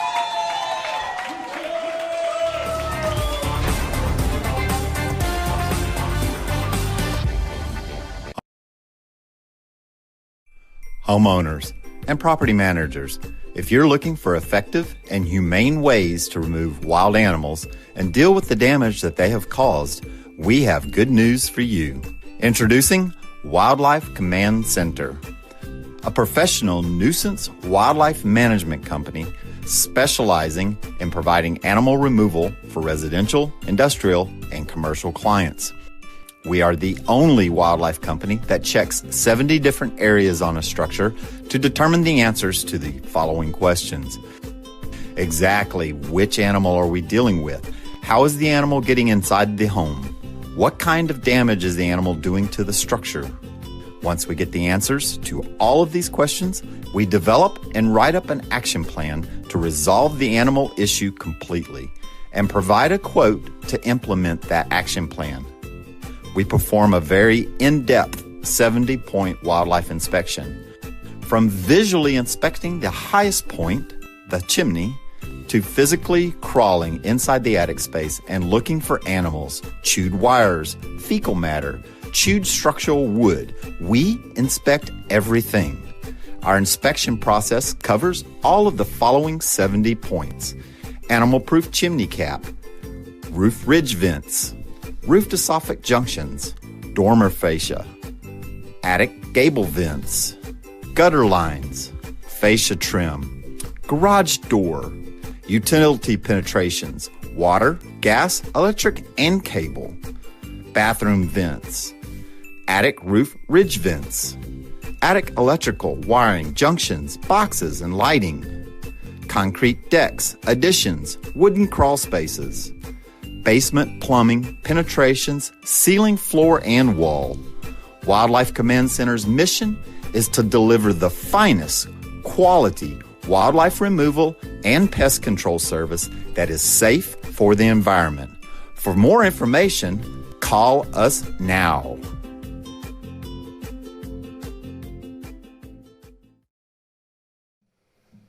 Hey, welcome back, guys. Thank you guys so much for tuning in and being part of the conversation today. If this is your first time checking out this show, please go hit that like button down below. Don't forget to crush that subscribe button. I do this show Monday through Friday at 9 a.m. Central Standard Time. I also do a 7 p.m. Central Standard Time show Tuesdays through Thursdays, so be on the lookout for that. Tonight we will be on chopping it up, talking about things that we may have missed during the day, because obviously there's always new developing pieces of information and news and stories going on throughout the day that I might not be able to capture during the morning show or during a pop-up video that I do during the day as well. So be on the lookout for that. And yeah, we are well through, getting way past 26,000. We're on our way to 27,000 subscribers, which is insane, y'all. Which I'm very, very excited about. You know, we'll be getting closer. We're that much closer to 30,000, which is amazing, which is freaking amazing. But we got to jump into this conversation because here it is. Dr. Deborah Birx, okay, which is Trump's COVID-19 coordinator, was recently on a show called Face the Nation. She was involved in an interview over there. And of course, she, as we already know, truths start to come to light, right? As time continues. You know, Trump's only been out of office for it's only been a freaking, a week? And of course, the truth is starting to come out quicker and quicker every single day. Now, this is a very interesting clip because I watched the interview with Dr. Birx. There's a very interesting piece that happened, or a moment that happened during this interview. There's a lot that she said in this interview, but there's a piece that I found very, very interesting, and it sparked up a lot of red flags and a lot of questions that I want to actually throw to you guys and actually ask y'all, so we can actually have a conversation about this. Here is the actual clip from the interview. She talks about Trump presenting graphs that she never made. Let's take a look at this. I saw the president presenting graphs that I never made. Dr. Deborah Birx, the former coronavirus response coordinator under former President Donald Trump, revealed on Sunday that the White House used data and graphs she didn't prepare. I know that someone out there or someone inside was creating a parallel set of data and graphics that were shown to the president. I know what I sent up, and I know that what was in his hands was different from that. Who was doing that? To this day, I don't know. Dr. Birx, who told CBS's Face the Nation that she always considered quitting her post, said her biggest regret was not speaking out more. No kidding. No kidding. Yeah. Oh, there's more. Just you wait. I always feel like I could have done more, been more outspoken, maybe been more outspoken publicly. I didn't know all the consequences of all of these issues. Asked whether she thought the Biden administration was set up for failure by the Trump White House's response to the virus, Dr. Birx said this. If I thought that was true, I wouldn't be sleeping right now. You shouldn't be sleeping, period. You shouldn't be sleeping at all, man. I'm sorry. You shouldn't be sleeping at all. To this day. Hundreds of thousands of people have died. Hundreds of thousands of people have died from graphs that you never made, that Trump put out. On another Sunday show, President Joe Biden's chief of staff, Ron Klain, said there was no distribution plan for the coronavirus vaccine set up by the Trump administration. Interesting, right? You heard what I heard, right? I ain't crazy. These are coming out of this video into my ears and into your ears too. I'm going to repeat that little piece one more time because it's very interesting. I'm sorry. On another Sunday show, President Joe Biden's chief of staff, Ron Klain, said there was no distribution plan for the coronavirus vaccine set up by the Trump administration. Interesting. As the virus raged during Trump's last months in office. We'll move heaven and earth to get more people vaccinated. After he was inaugurated last week, Biden signed a series of executive orders, including some that target vaccine distribution. This after the Trump administration fell far short of its vaccine promises. As of Thursday, fewer than half of the nearly 38 million vaccine doses shipped to date by the federal government have actually made it into the arms of Americans. With roughly 25 million known cases, the United States is the nation hardest hit by COVID-19. As of Sunday morning, the U.S. has recorded more than 417,000 deaths from the virus, leading the world in the daily average number of new fatalities, accounting for 1 in every 5 deaths reported globally each day. You know, what's very interesting is that this Deborah Birx lady, because there's a huge 22-minute, I mean, it's a long interview. There's a clip, a 22-minute clip of her talking about all this, her experience in the White House, dealing with Trump and all that.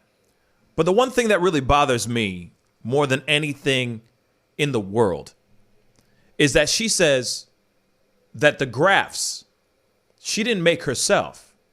Trump was presenting graphs that were not in her possession prior to press briefings. That he was straight up lying, y'all. Straight up lying to the American people. And she stood there and just let it be. Real talk. Real talk. So, one of the things that I really do want to bring up, you know, because there's a little bit of a clip there's a few more clips from the actual interview in itself that I want to kind of bring up, because it is very interesting from the actual full interview itself. And it's it's like a 30-minute interview, and I'm not about to put you guys through a 30-minute dang interview, but there is pieces in here that I just found fascinating as hell. And let's take a look at this, because there's just more to it, and it's frustrating. Let's take a look. He wasn't wearing one. Is there ever a way to make... spread there was. But you were trying to get Americans just to wear masks. And the president himself was undermining you. He wasn't wearing one. Is there ever a way to make that scenario work? Well, you have to, because that's the president. So you have to figure out how to get that message out when you can't get it out from the head of the country. So when you try to get a message out and you are...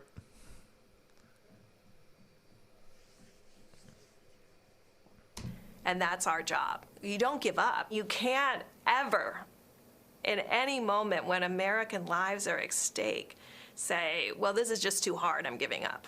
But where's the vice president in all of this? The vice president knew what I was doing. You mean he knew that you were telling the governors privately to do things that the president publicly was making light of when he was saying you don't really need to wear a mask, or pushing to reopen the economy faster than your guidelines would allow?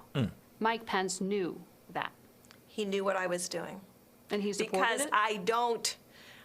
I'm not a person who would go out on their own and not do, I wouldn't go.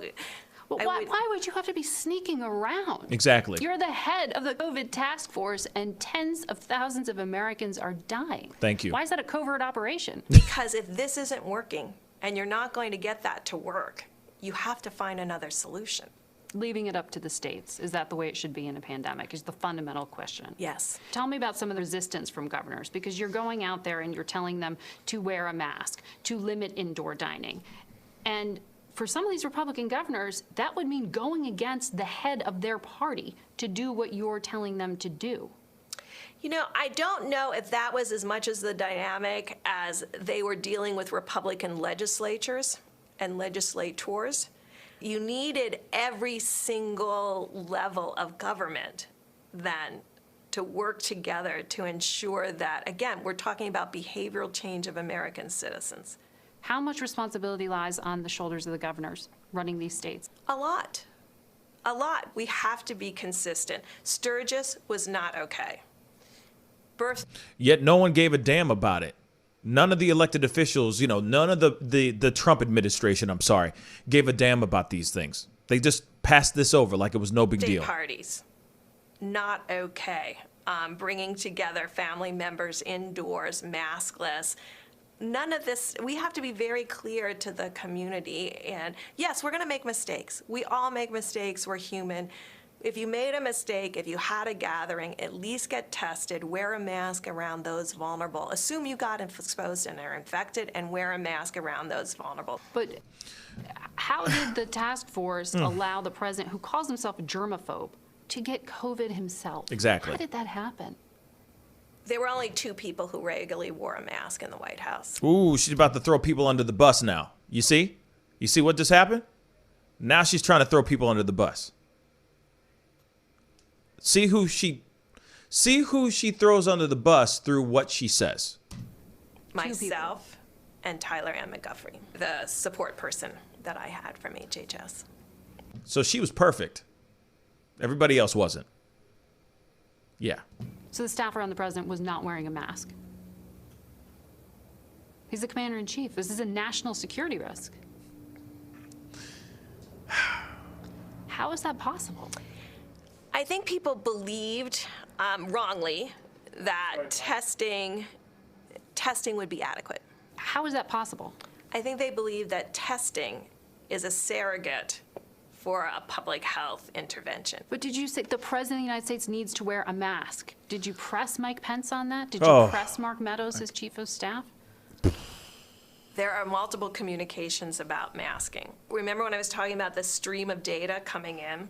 They were mixing data that didn't have anything to do with the relevance of masking as a public health measure to changing into masking as a personal protective measure. But did you ever say, you're misunderstanding this, you need to wear a mask? These are close quarters and you're way too close to the President of the United States. This is exactly what I'm trying to say. Why isn't she speaking up? Why is she just letting the commander-in-chief spout out crap spout out B freaking S. And all she's doing is giving excuses after excuses after excuses after excuses. Yet she had the American people's lives in her hands. Not only just Trump, herself. You're nodding yes. You had that argument. Not with the president. I mean, I didn't have that kind of access. You didn't have that kind of See, this is okay. That's enough. That's enough. You see what I'm saying? I'm looking at this interview and all I'm doing is pacing back and forth in my living room because I'm sitting there going, the hell is wrong with this woman? Because she's sitting here saying, "Oh, I didn't have it the access that everybody else did." She's like I said, she's pointing blame on other people except herself. She's saying, "Oh, I didn't have the powers to do this, that, and the third." And it's like, no, you had the power to do what you needed to do. Then I also say, like, why couldn't she just go up to the microphone, to the podium? Because it seemed like Fauci would go up and not give a damn. He would sit there going, well, actually, what he said is wrong. So, what he really meant to do was say this, everybody. I know that's a really bad Fauci impersonation, but you know what I'm saying. She could have gone up and just said, hey, everybody, yo. What he's saying is not entirely correct, guys. So why don't we do this instead?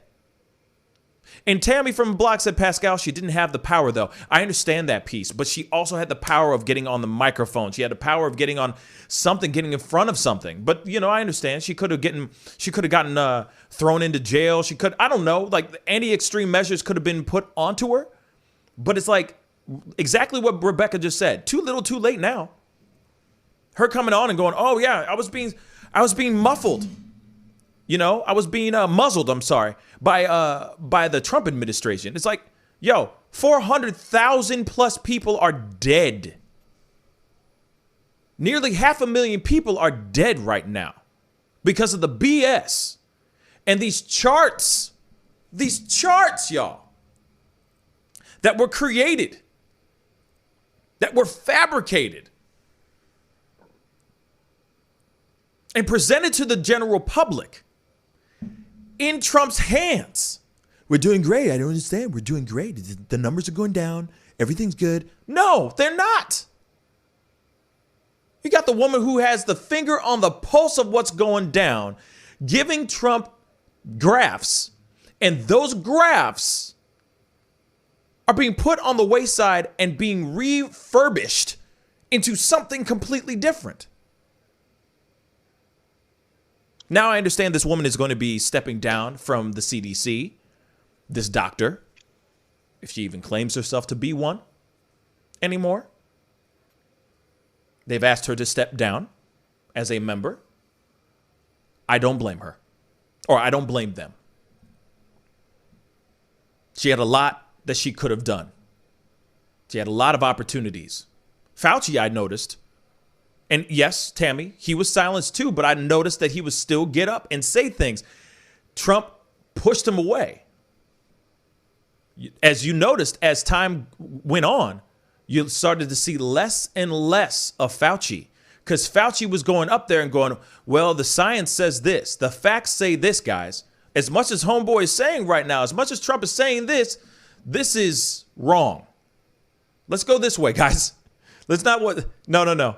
Don't shoot lights into your lungs or anything, guys. Don't do that. Let's not do that.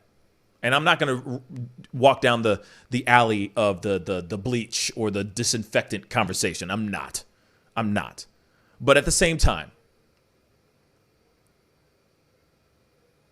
whenever Fauci went up there, until he was pushed away,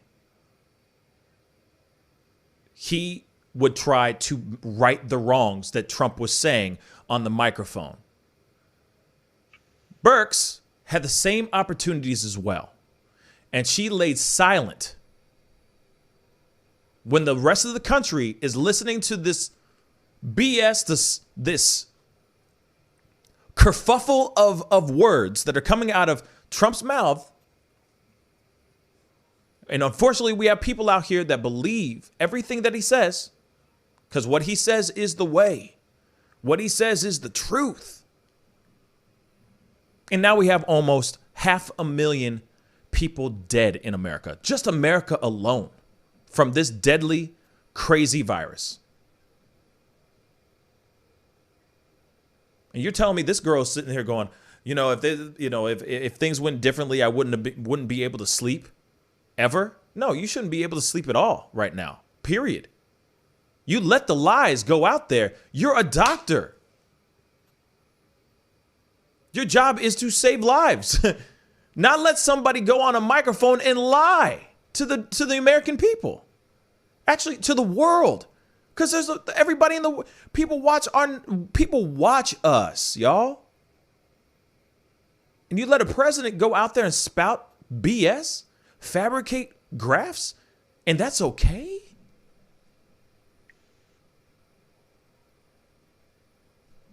I don't get it. I don't get it. And I see the point of like people sitting here saying, hey, it's Trump. He has more power of a voice than, say, Fauci or Birx. I understand that part too. I do.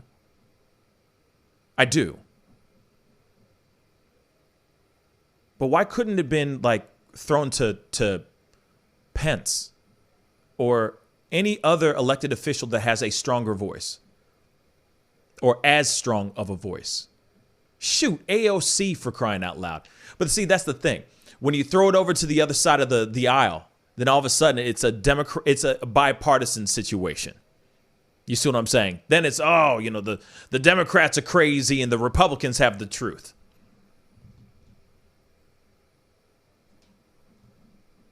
David, what are your thoughts on this? It just, I don't know, man. This whole situation that interview was extremely frustrating to me. Extremely. What are your thoughts, man? Yeah. It's a bad situation from the beginning. I agree. She definitely didn't do what she should have done in that situation. I can understand why she was afraid and didn't want to work directly against Trump. But she could have saved. I mean, it does sound like she's working with governors, so she tried somewhat to spread that information.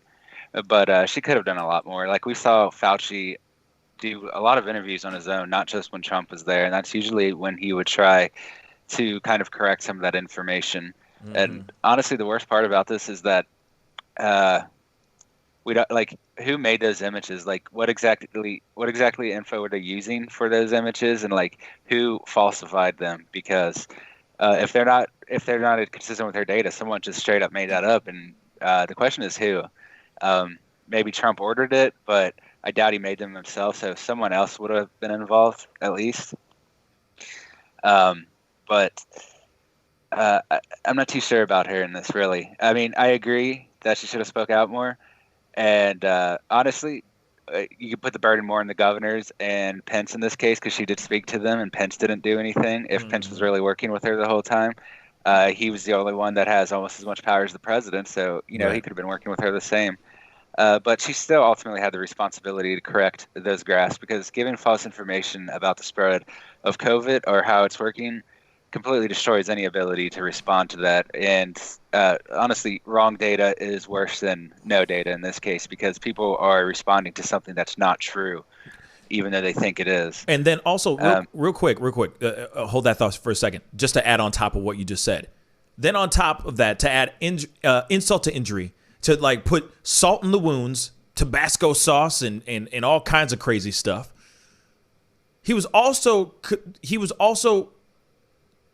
He had no plans on distribution of the vaccine. There were no plans.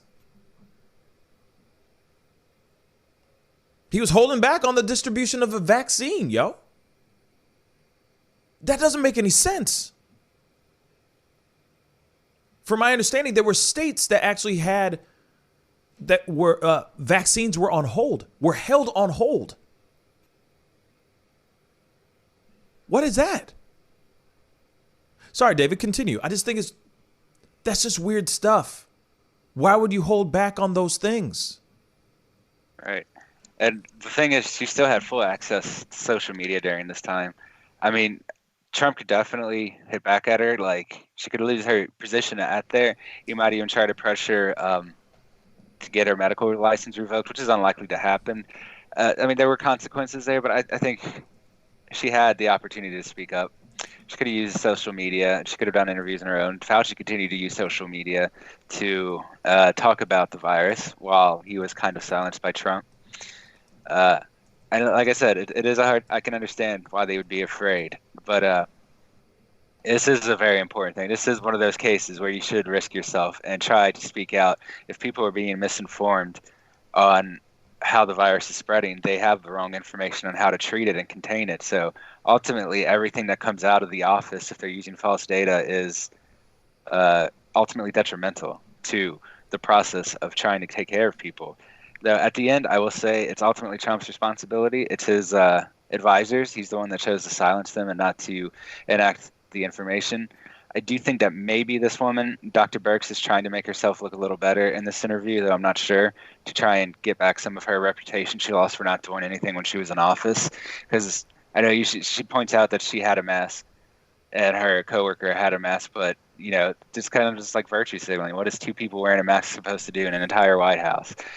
I mean, like, it would help if everyone was wearing the mask, but going back to point it now doesn't seem like she's really focusing on what the problems were. She's trying to say that I did everything right and it was other people that did everything wrong. And maybe that is the case. I don't really know. It could be 100% the case. But yeah, go ahead. It seems like she has a lot of responsibility for what went on there to me. You know, absolutely. That's what I'm trying to, like, that's why I said it's funny how she says, oh, the only people that were wearing masks were me and this other person. And that's it in the White House. Everybody else was, you know, not practicing any of those things. And it's frustrating for when somebody is trying to, because obviously she's doing this interview. Let's be real. She is on a redemption tour. She's on a redemption tour. She's trying to rehab her image because she doesn't want the American public to look at her as the bad guy. So what is she doing? She's throwing blame everywhere else except herself. Real talk. But everybody's a suspect. Everybody is a bad guy. From her to Trump, all the way down to Mekaleka Hi Mekahini Ho, whatever her name is. You know what I'm saying? McEnany. You know what I'm saying? McEnany. I don't even know how to pronounce her last name. But you know what I'm saying. Even her, who's spouting out BS. And these people are sitting there going, nope, it's her or it's him. Instead of going, okay, I could have done more. I could have done more. And I understand the fear. Don't get me wrong. I don't know what Trump is doing or what Trump is capable of doing. But he definitely was up to no good. And I'm sure he was doing some things where people felt threatened. For sure. Throwing anything at them to make them shut the hell up. That's insane. It's insane. But there's something else that I wanted to point out that I found very interesting. I'm doing it. I need to look it up, though, really quick.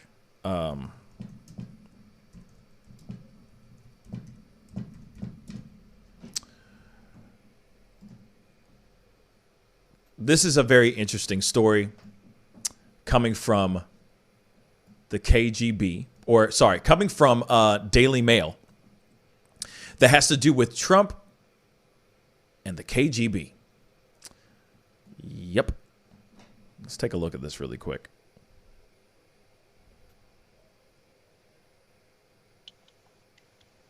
Sorry, guys. Things are being sticky as hell. Okay. So, and all these pop-ups. I need to find something to stop these pop-ups from happening. But explosive new book claims the KGB began grooming young and vain Donald Trump 40 years ago by saving him from financial ruin and turned him into a Russian asset who gave Putin everything he wanted as president. Yes. So, there's a lot of people that will sit here and wonder, what's going on? Why do these things happen? Why is all this stuff happening? You know what I mean? Here it is. So Trump was cultivated as a Russian asset more than 40 years ago, which exploded into decades-long relationship of mutual benefit to both Russia and Trump in a shocking new book. So Trump was rescued multiple times from multiple bankruptcies by boatloads of Russian cash laundered through his real estate in the 80s and 90s.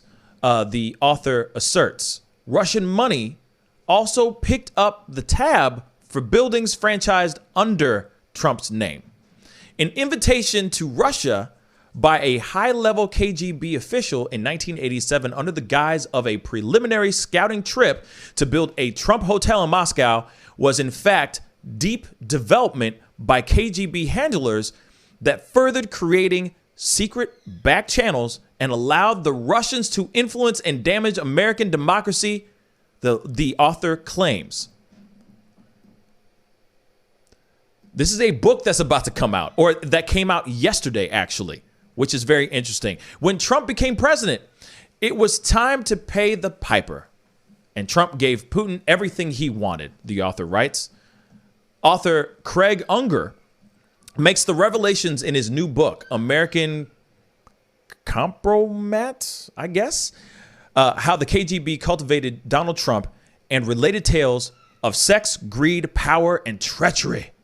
Unger is a journalist and author of 6 books, including the New York Times bestsellers House of Bush, House of Saud, and House of Trump. House of Putin. So, very interesting story here, guys. So, asking if Trump was a Russian asset is the single most important question about the president. The author writes, after extensive interviews with high-level sources, Soviets who defected, former CIA officers, FBI counterintelligence agents, lawyers, and more. This is a story of dirty secrets and the most powerful people in the world. And Unger reveals what went wrong in the numerous congressional investigations into Trump.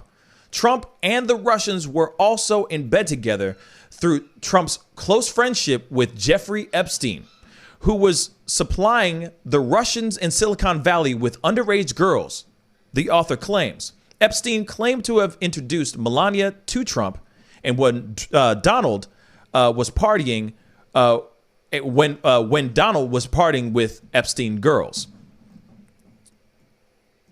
Epstein had made videotapes of sexual acts that he could use as blackmail or compromat, I guess, compromising material, and photos of Trump with a bevy of young girls and girls giggling at, S-stained. I got to stop on that. S-stains on Trump's pants when the company of the under 18-year-olds when in the company of underage girls, he couldn't hold back from his quote unquote excitement. I'm going to stop right there because I'm sure there's a lot more going on, and I can't go any further because I'm sure it gets a little bit more racy and, YouTube, right? But here it is, guys. This is a book right here by Craig Unger that came out yesterday that shows how the KGB cultivated Donald Trump. Now, of course, these are of course accusations. These are all this is all alleged. But imagine if this is actually true, and maybe he was running on what Putin wanted him to do, on how Putin wanted him to run this country. If you really think about it, I mean, we've all been talking about this whole thing about how he has a lot of a strong relationship with Putin. There's been alleged things, how he has people who are, there was collusion with Russia in regards to the previous election, the 2016 election race, and all that stuff. Who's to say that this isn't all fully true? I have some of my doubts about it, actually, but I'm not sure. Hey, let's see. I mean, Putin was in the KGB, like 30, 40 years ago. So there is a sort of chain there. I mean, the KGB dissolved in the 80s. It's been the Foreign Intelligence Service is in control of Russia's foreign intelligence for a while now. Though Putin himself gained power about 20 years ago, so the Foreign Intelligence Service didn't grow out of Putin himself. It was its own federal function that was created after the Soviet Union collapsed. So, I mean, it is possible they had contact with him before then, though if they're placing it in the 80s, I think he said, during the fall of the Soviet Union, it seems a little less likely, especially when considering that in the past, I think it was something like 15 to 20 years ago is when Trump first denounced Epstein, and he barred him from Mar-a-Lago for hitting on one of his customers' underage daughters. So we know that Trump fell out with Epstein quite a while ago. He was kind of working against him, while you see other politicians actually flying with him at that time, including when he banned him from Mar-a-Lago for hitting on a teenager. So, I mean, there is a connection there, but to me this sounds almost more like a book for publicity, honestly. I would not be surprised if the FIS had some involvement in Trump, but Trump didn't show really any tendencies towards office back then, so it would be very strange for them to start grooming him for something that he didn't really even show an interest in until like 20 years later. Hold up. He did express interest, and he said, "Oh, I'm not interested. Blah blah blah. If I was president, such and such." But he did play with it. He did play with that idea. There were plenty of people that he had multiple interviews that he would talk about. Oh, there's a possibility. Maybe I'll do this. Maybe I won't do that. Such and such. You see what I'm saying? So he's always had the idea of becoming president in the back of his mind. It's always been there. It may have laid dormant, but it was there. So what are the chances of him being like, I'm thinking about it, but I'm not really sure. And then all of a sudden, he's like, well, actually, I'm going to run. I'm going to do it. I'm going to run. Let's do it. Now's the time. I mean, it wouldn't be unusual. Most intelligence agencies that focus on foreign territory, including this CIA, do a lot of times try to work with both parties and basically the goal is to create distrust in the government from the beginning. So if you're supporting multiple sides and those sides are all saying that Russia's the bad guy behind the other team, it just destroys faith in the general elective ability of the United States. So I mean, it's not surprising. Not just the United States. Like I said, we've done it in South America. KGB's done it throughout Southwest Asia, South Asia. Yeah, Britain's done it everywhere pretty much. It's not unusual, but there's definitely. I mean, there was even one interview which surprised me that it never got more of a more coverage. But it was just one of the interviews where people were talking to Trump and Putin, and one of the questions was, "So did you help Trump get elected?" And Putin was just like, "Sure, I got him elected." And then no one ever talked about it again. That was the end of those questions, which is really strange to me. I do think there's. A lot of it is just trying to create a story to sell, though I don't doubt that part of it is true. I'm sure that the KGB was probably looking at every rich American. It's not unusual. We keep an eye on every rich oligarch in Russia, so it would be strange for Russia not to do the same to us. Especially, I mean, I know Soviet Union did it for sure. It's a pretty safe bet that Russia's doing the same thing. So overall, I don't really buy this story, though it does have enough threads that you can put it together and it could be true.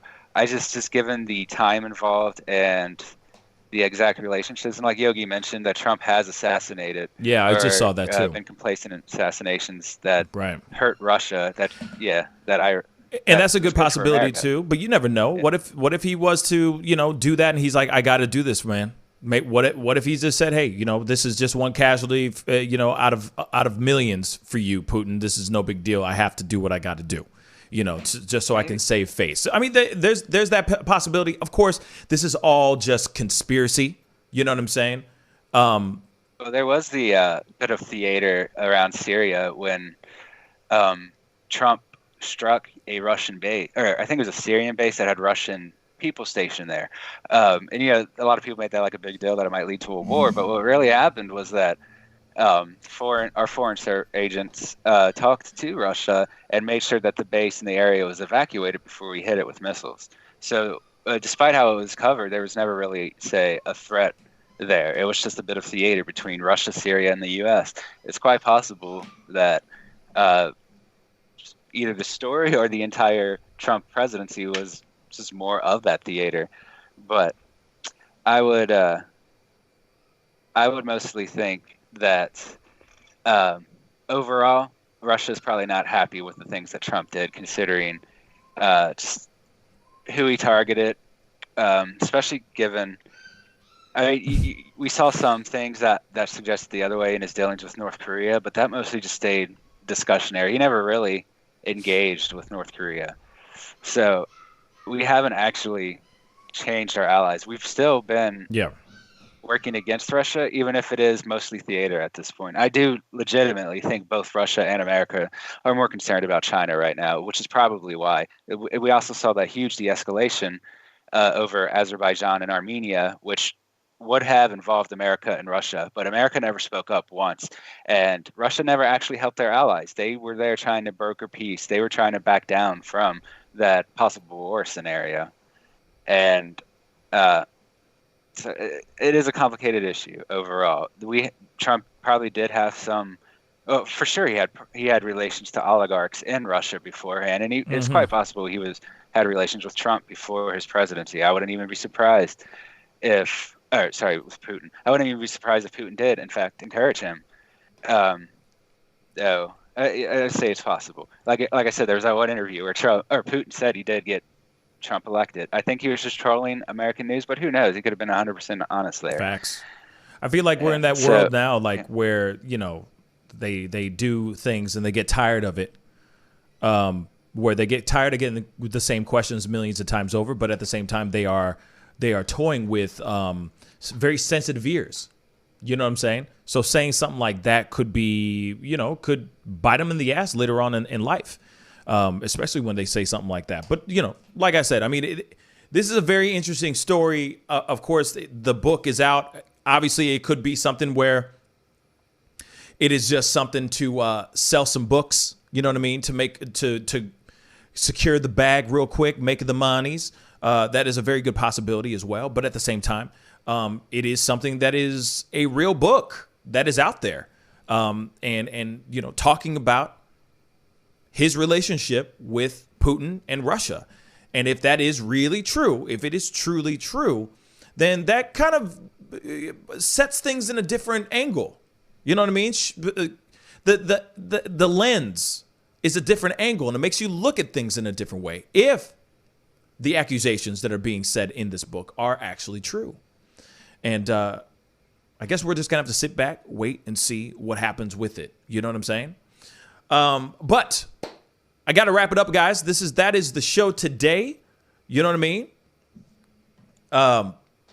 I appreciate everybody who came on this morning. I will be on this evening at 7 p.m. Central Standard Time, so be on the lookout for that. David, thank you so much for being on, my brother. Yeah, man. Pleasure. Yeah, man. It's nice to see you back. Guys, like I said, I'll be on tonight at 7 p.m. Central Standard Time. There's a lot of things going on, I'm sure. More developing news and more craziness that's going to be popping off. So we will be chopping it up and talking about all those things as well. So anyway, please, by all means, we got some new swag. I saw Noah is talking about that. We got some new prints that are out right now. Please go check it out on our merch store. We got a new Bernie t-shirt that you can also get in mugs or whatever, a hoodie, a sweatshirt, you name it, you can get it right there. Please definitely go and take a look at it. Go and buy some. I really, really do. I would really, really appreciate it. And there's more print and other designs and stuff on the site as well. So go check it out. I got a buy shirt. I got a MAGA Tears shirt, all that stuff. So go check it out. But anyway, it is time to get going. I'll see you guys tonight at 7 p.m. Central Standard Time. Be good to yourselves. Be good to one another. And I'll see you guys soon. This is The Pascal Show. Bye.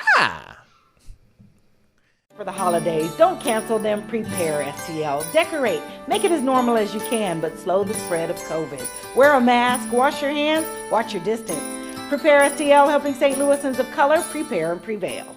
But you see how he makes these S's in his body right here? That's where he's hanging on, and then he's moving forward with the locomotion of his ribs. That is classic Missouri rat snake right there. So I'm gonna go ahead and grab him before he gets into a hole. Now, these snakes are not biters. They won't bite as long as you don't squeeze them. If you just stop them like this, it'll freeze them, and then you just gently pull them back. As long as you don't squeeze them, they won't bite. Yo, Mike, what's up, man? Guy? Good to see you, man. Yeah, so Sugar Fire. Yeah. Fully open, right? Yeah, we're pretty much open. So you can't sit inside yet. Monday you can sit inside a little bit. We'll have 25% of the tables inside, and then we're letting it rip outside. So I know that there's a lot of people really concerned about staying safe and all that. No, so what are you guys doing in regards to that? Well, we have extra people to clean and rub everything down all the time. Everybody inside's wearing masks. And we have little stickers on the ground so everyone can stay 6 feet apart. Right on. The tables are all spaced out, inside and outside. Sugar Fire, open in full effect right now. They're staying healthy, they're staying clean. Go get you a rack of ribs. Sugar Fire, open right now. Thanks.